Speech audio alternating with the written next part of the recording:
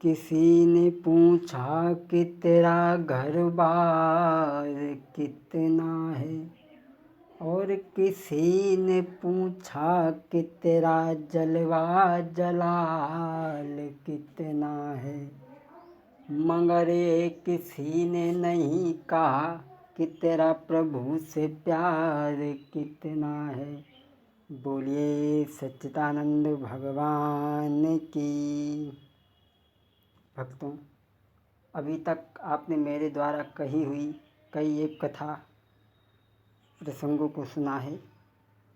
आज के इस प्रसंग में काली दहलीला, कैसे भगवान ने कालिया नाग को नाथा है, इस प्रसंग को हम जड़ सहित लेकर के चलेंगे। इधर मथुरा के बीच में भोजराज कंस की सभा लगी है, और भोजराज कंस की सभा में बाबा नारद का पदार्पण हुआ है। श्रीमन नारायण नारायण नारायण, भजमन नारायण नारायण नारायण, जो नारायण नाम लेते हैं पाप होत सब छारायण। भजमन नारायण नारायण नारायण, भजमन सबरी के बेर सुदाम के तंदुल, रुचि रुचि भोग लगा नारायण। भजमन नारायण नारायण नारायण, नारायण नारायण करते हुए देवर्षि नारद हाथ में वीणा लेकर के भोजराज कंस की सभा में आ गए। जैसे ही कंस ने देखा, ये गुरुदेव, आज हमारे यहो भाग्य हैं जो तुम्हारे जैसे संत के दर्शन हुए। नमो नमो निरंजनम, नमस्कार गुरुदेवता। नमो नमो निरंजनम, नमस्कार गुरुदेवता। आइए गुरुदेव, हमारे यहो भाग्य। देवर्षि नारद कहने लगे, कंस, हमें तुम्हारी बड़ी चिंता लगी रहती है कि तुम्हारा कब उद्धार होगा, कब तुम्हारा कल्याण होगा। और कंस, हम देख रहे हैं कि दिन दिन तुम्हारा चेहरा मुरझाता जा रहा है।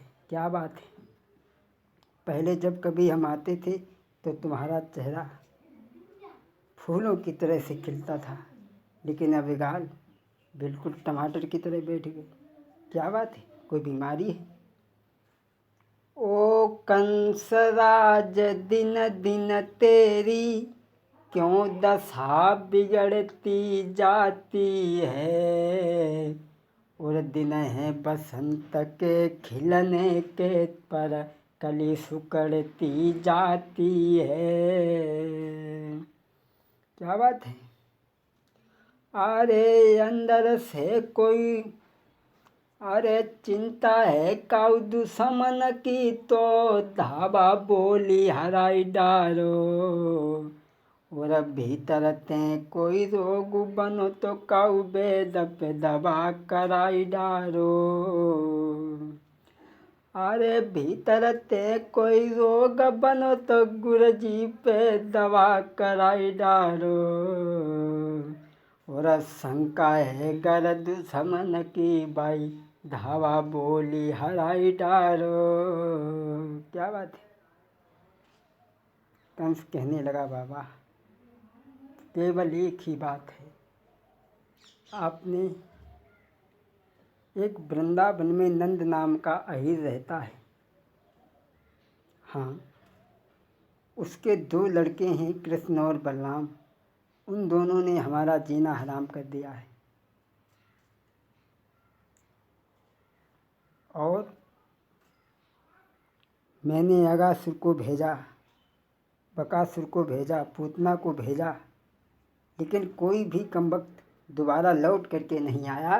किसी ने हमें ये नहीं बताया आकर के कि हमारा काल काला है, नीला है, पीला है, कैसा है। किसी ने नहीं बताया। अब तुम्हारे पास कोई अकल हो वो बताओ। नारद बाबा कहने लगे हम तो बताइए करें। कंस अरे तू पागल है, तुम उन अहीरों के बच्चों से डर गए। बोलो वो क्या बंधन होगा, और मकड़ी के धागे कच्चे से तुम भी खूब डर गए राजन, तुम भी खूब डर गए राजन, उन छोटे अहीर के बच्चों से। अरे तुम अहीर के बच्चों को डर रहे हो नहीं? धिक्कार है कंस तुम्हें। क्या बोले बाबा नारद? जो जीवन भर पशुओं के पीछे धोरी धूमरी किया करें, जो दूध दही से काम न लें, कोरे मट्ठे को पिया करें। उन अहीरों से डर गए। बाबा तुम्हारे पास कोई अकल हो तो वो बताओ। बोले कंस एक अकल है, एक पत्र लो और उस पत्र में ये लिख दो कि हमारे यहाँ उत्सव तो होते ही रहते हैं, और लिख दो काली देह से एक छपरिया कमल के नीले पुष्प हमारी सभा में आए, और अगर नहीं आए तो सब वृंदावन वालों को जेल में, गोकुल वालों को डलवा दो। बोले ठीक। आज कंस ने पत्र लिखा है नंद बाबा के लिए, और पत्र लिख कर के कहने लगा बाबा इस पत्र का क्या करें? बोले अब ऐसा करो, एक पत्र गुप्त दूत के द्वारा भिजवा दिया है, और जब ये पत्र नंद बाबा के हाथ में पहुंचा है, नंद बाबा ने खोल के पढ़ा, नंद बाबा रोने लगे। ये दावादार कंस मेरे बच्चों का पीछा नहीं छोड़ रहा। तब तक मैया आ गई, कहने लगी बाबा क्या कारण है, आप क्यों रो रहे हैं? बाबा कहने लगे प्यारी, आरे प्राण न प्यारी कंसन काली देहते फूल मंगाए, आरे प्राण न प्यारी कंसन काली देहते फूल मंगाए, बाकी धमकी सुन के नारी रिहाई प्राण मेरे तो घबराए, महाराज फूल जो नहीं हो बे तैयार, सभी यादवन को तो नारी बोदी है जेल में डारी, अरे सब जेल में गोरी जये कन्हैया कहाँ पर भटके गो, अरे सब जेल में प्यारी जय लला मेरो कहाँ पर भटके गो। प्यारी कंस ने काली देह से कमल के नीले पुष्प मंगाए, और उसमें कालिया नाग रहता है, अगर दोनों बच्चे जाएंगे तो वहाँ से जिंदा नहीं लौटेंगे। तब तक कन्हैया बलराम सामने से आ रहे थे। यशोदा मैया कहने लगी बाबा कन्हैया बलराम आ रहे हैं, चुप हो जाओ दोनों लोग, नहीं तो न जाने क्या क्या दोनों बच्चे सोचेंगे। भगवान सामने आते हैं, बोले मैया क्या बात है, बाबा भी रो रहे हैं आप भी रो रहे हैं, कारण क्या है? और जिस पुत्र के सामने माँ बैठ कर के रोए, ऐसे पुत्र के जीवन को धिक्कार। बोले माँ क्या बात है? माँ हमें काफ़ी तेज भूख लग रही है। अरे मांगी रहो माखन रोटी गोपाल भैया, मांगी रहो माखन रोटी कन्हैया भैया, मैया बैठी जकी आंगन में रोबे, आंगन में रोबे कपिरई बोटी बोटी, गोपाल भैया मांग रहो माखन रोटी, कन्हैया भैया माँ बहुत तेज हमें भूख लग रही है, कुछ खाने को दे दो। माँ कहने लगी बेटा खा ले। मैया बोली खाई ले बेटा, और अंतिम दिन माखन मिश्री को। मैया बोली खाई ले बेटा, अंतिम दिन माखन मिश्री को। कल से क्या पतो मेरे बेटा, तरसने पड़े गो भांजी को। अरे जा दूध दही से शायद अब जा दूध से भेंट नहीं होगी, तेरे बाबा बंधे कहीं होंगे, तेरी मैया बंधी कहीं होगी। बेटा दिल में धर लियो धीर, मात तुमको समझाई रही है। लाला दिल में धर लियो धीर, मात तुमको समझाई रही है। बेटा शायद अब माखन मिश्री नहीं मिलेगी। भगवान कहने लगे माँ, आरे मैया पूछे तो बताइए मोई का दुख भारी।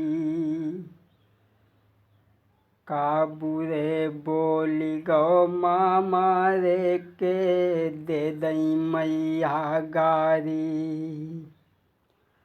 अरे मैया पूछे तो बताइए मोई का दुख भारी, का दुख भारी।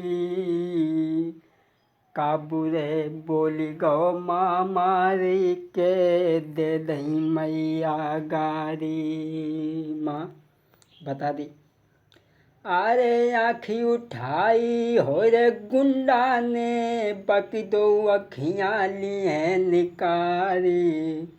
अरे भुजा हलाई जोरे दुश्मन ने, तो जड़ से बाहें लिए उखारी।